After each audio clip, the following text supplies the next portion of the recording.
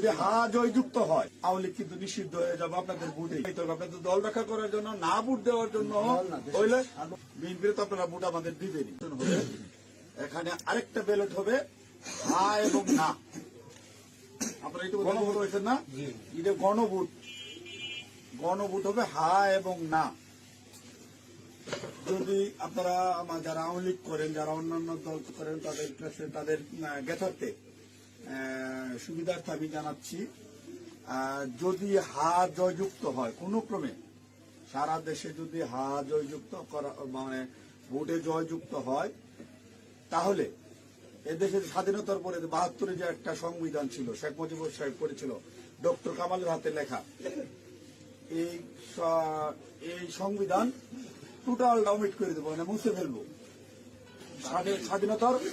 স্বাধীনতার যে ৭১ সালে যে যুদ্ধটা হয়েছিল, এই যুদ্ধটা ৭১ সালের কোন ঘটনায় বাংলাদেশে আর থাকবে না। আপনার ইয়ের মধ্যে যে সংস্কার করতে চাইতেছে, যে সংস্কারের জন্য হানা বুট হইতেছে, এদের মধ্যে লেখা আছে ৭১ সালকে বাদ দিয়ে ২৪-এ যে ইটা হয়েছে গণঅভ্যুত্থান হয়েছে, ৭১ জায়গাটা নিবে ২৪ সাল। কেন নিবে? এটা একটা কারণ আছে, জামাত ইসলামের একটা কারণ আছে।